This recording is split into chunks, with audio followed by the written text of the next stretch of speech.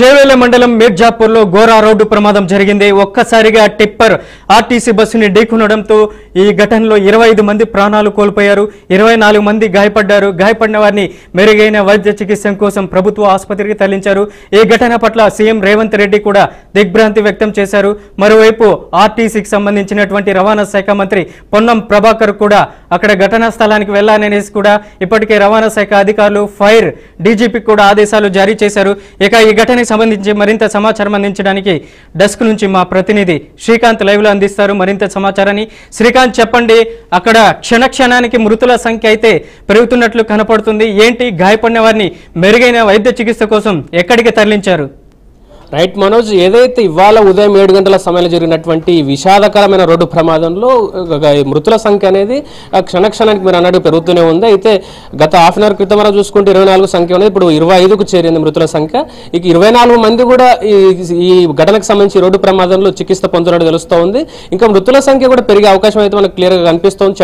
అక్కడ నుంచి వస్తున్నటువంటి సమాచారం కూడా అదే. అయితే ఈ ప్రమాదానికి సంబంధించి ఏదైతే ఈ రహదారి బీజాపూర్ జాతీయ రహదారి అనేది ఏదైతే నేషనల్ హైవే 163గా చెప్తాం దీన్ని, ఇది హైదరాబాద్ నుంచి బీజాపూర్ వరకు వెళ్ళేటువంటి ప్రధానమైన జాతీయ రహదారి. అంటే ఈ రోడ్డులో మనం క్లియర్గా ఒకటి చూస్తే కనుక ఈ జాతీయ రహదారి ఈ రోడ్డులో చాలా కూడా పెద్ద ఎత్తున ఎక్విప్మెంట్ అనేది తరలిస్తూ ఉంటారు. అంటే పరిశ్రమలకు సంబంధించిన ఎక్విప్మెంట్ కూడా పెద్ద ఎత్తున పెద్ద లారీలలో ఇలాంటి టిప్పర్లలో కూడా ఈ రోడ్డుపై నుంచే కొనసాగిస్తూ ఉంటారు. ఆ పరిశ్రమకు సంబంధించిన రోడ్డు రవాణా మొత్తం అంతా కూడా చాలా పెద్ద ఎత్తున కొనసాగుతుంది. బట్ అక్కడ ఈ రోడ్డును చూస్తే కనుక చాలా చిన్నగా, అంటే జాతీయ రహదారి అనేది మినిమం ఒక 4 లైన్స్ ఉండాల్సిన జాతీయ రహదారి సింగిల్, అంటే ఒక మధ్యలో ఎలాంటి డివైడర్ లేకుండా కేవలం లైన్లతో ఉన్నటువంటి ఒక 2 లైన్స్ రోడ్డు మాత్రమే ఇక్కడ ఉండడం అనేది కొంత విచారణ అనేది ఏర్పడుతున్న పరిస్థితి చూస్తున్నాం. అయితే గతంలో ఇదే NH63 సంబంధించిన దీనికి సంబంధించిన డేటా ప్రకారం అయితే 2015-2024 వరకు ఈ రోడ్డుకు సంబంధించిన ప్రమాదాలను చూస్తే కనుక 2814 ప్రమాదాలు ఈ రోడ్డుపై జరిగినట్టు తెలుస్తూ ఉంది. అయితే ఇదే సంవత్సరంలో రంగాపూర్ వద్ద కూడా ఇలాగే ఒక బస్సు ఈ లారీ ఏదైతే ఢీకొని 4 మృతి 17 మంది కూడా గాయాలైన పరిస్థితి చూసాం. దాని తర్వాత ముఖ్యంగా దీనికి సంబంధించి చూస్తే కనుక ప్రధానంగా ఈ జాతీయ రహదారి బీజేపీ జాతీయ రహదారిలో ఓవర్ స్పీడ్ అనేది 70%, దాదాపు 70% ఓవర్ స్పీడ్ అనేది ఎక్కువగా పోతూ ఉంటారనేది కూడా కొంత నిపుణులు చెప్పే ప్రయత్నం చేస్తున్నారు. దాంతో పాటు కూడా తప్పుదారి, అంటే రాంగ్ రూట్ లో వెళ్ళి డ్రంక్ అండ్ డ్రైవ్, దీనికి సంబంధించి ఈ కారణాలకు సంబంధించి కూడా క్లియర్ గా మనకు కొంచెం అర్థమవుతుంది. అయితే దీనికి సంబంధించి ముఖ్యంగా టోటల్ ఈ NH163 హైదరాబాద్ నుంచి బీజాపూర్ వరకు ఉన్నటువంటి ఈ NH163లో దాదాపు కూడా 10 అంటే 10కి పైగా కూడా బ్లాక్ స్పాట్ కూడా గుర్తించడం తెలుస్తూ ఉంది. దాంట్లో ఇదేదైతే స్పీడ్ చెకింగ్ సైన్ బోర్డులు కూడా, అంటే ఈ గుర్తించిన తర్వాత ఇటీవల కాలంలో అక్కడ స్పీడ్ చెకింగ్ బోర్డులు కానీ సైన్ బోర్డులు కానీ ఇలాంటివన్నీ కూడా ఏర్పాటు చేస్తున్న ప్రయత్నంలో ఇవాళ జరిగిన ప్రమాదం అనేది తీవ్ర స్థాయిలో చాలా మంది కుటుంబాల్లో, ప్రయాణికుల కుటుంబాల్లో బాధను మిగిలించిందని చెప్పుకోవాలి.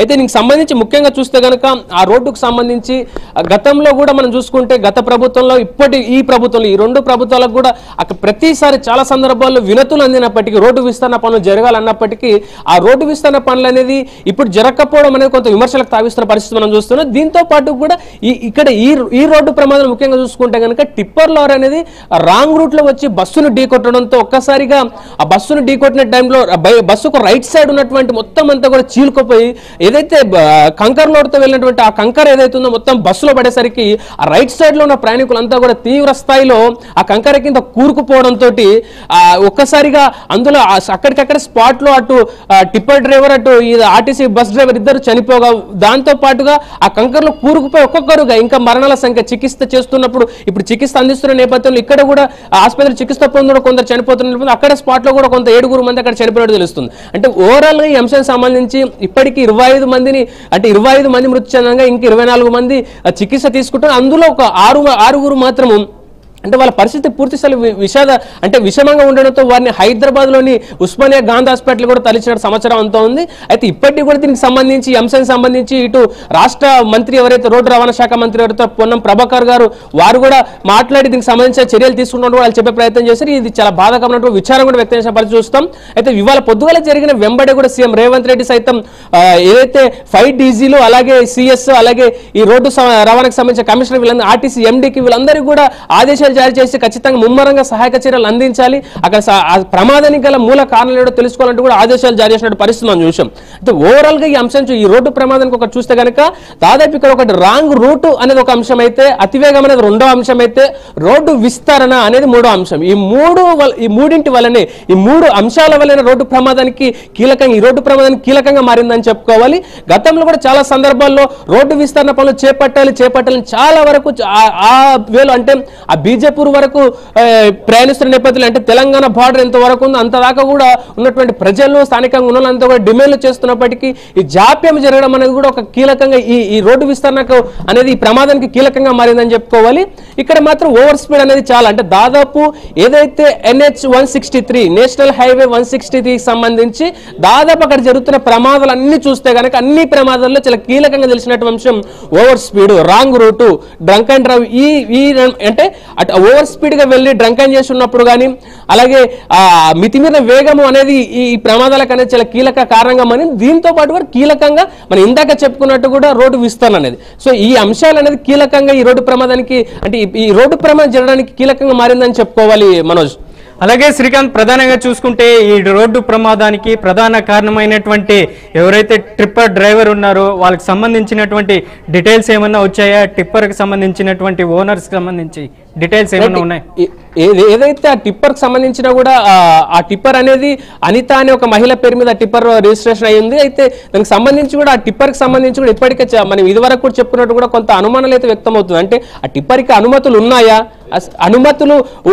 అనుమతులు లేని టిప్పర్ రోడ్డు మీదకి ఎందుకు పంపించారు, ఇలాంటి కొన్ని అంటే అనుమతులు ఉన్నాయా లేదా అనేది కూడా కీలకంగా మనం ఇక్కడ చర్చించుకోవాల్సిన అవసరం అయితే ఉంది.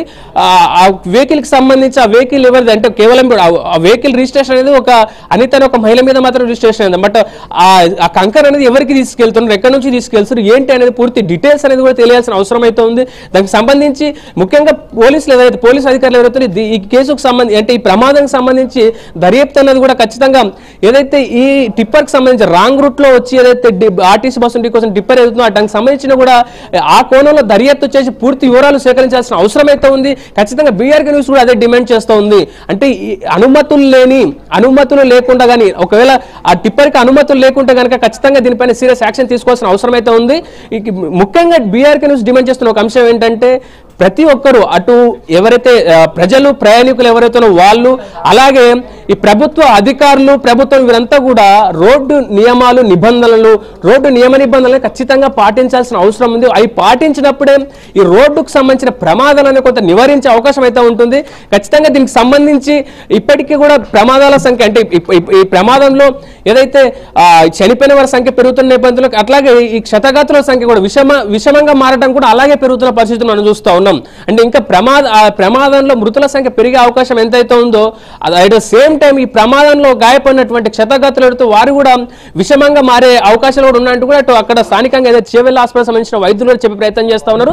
ఓవరాల్ గా అయితే ఈ అంశానికి సంబంధించి ఇటు క్లియర్ గా చాలా అక్కడికి వెళ్తున్నటువంటి పొలిటికల్ లీడర్స్ కూడా స్పాట్కి వెళ్ళి హాస్పిటల్కి వెళ్ళి అక్కడ వాళ్ళని పరామర్శించే ప్రయత్నం చేస్తున్నప్పటికీ ఇప్పటి వరకే మనకు ఏదైతే చేవెళ్ళకి సంబంధించినటువంటి ఎమ్మెల్యేతో ఆయన పైన కూడా నిరసన సిగనం తేలింది. అక్కడ అంటే ఈ స్థానికంగా మీరుండి కూడా మీరు ఏదైతే ఏ నియోజకవర్గానికి మీరు కాన్స్టిట్యున్సీకి ఎమ్మెల్యేగా నిర్వహిస్తున్నారో ఆ పదవికి మీరు న్యాయం చేయలేదంటూ కూడా ఆయన పైన కూడా నిరసనించి ఆందోళన వ్యక్తం చేసిన పరిస్థితి మనం చూసాం.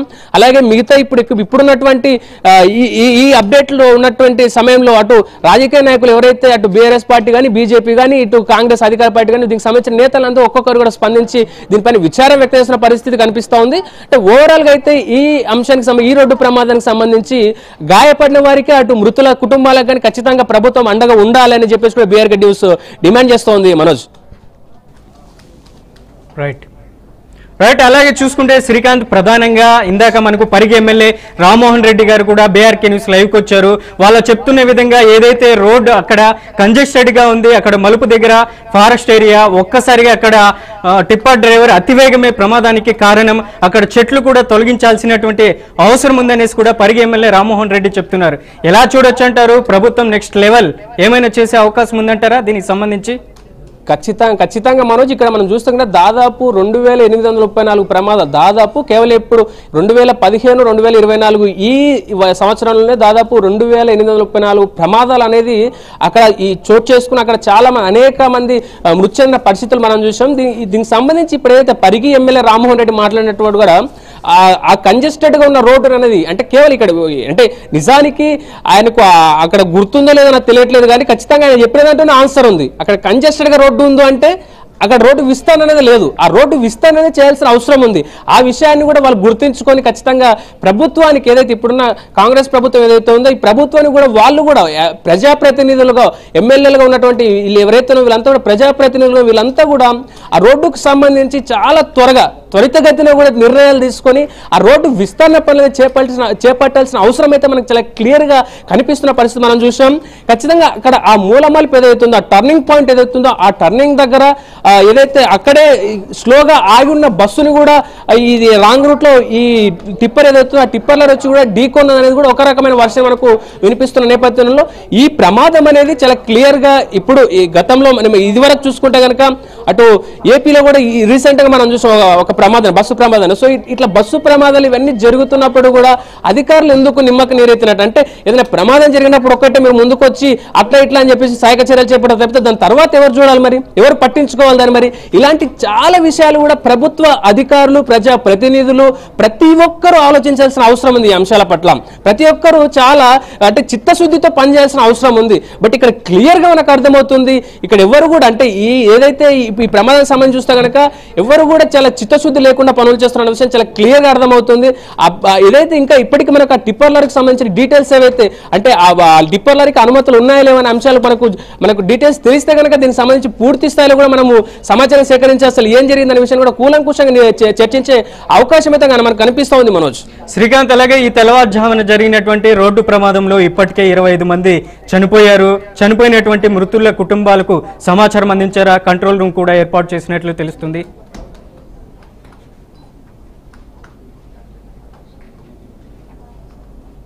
శ్రీకాంత్, మనోజ్ మృతి చెందినటువంటి వాళ్ళ కుటుంబాలకి సమాచారం ఏమైనా అందించారా?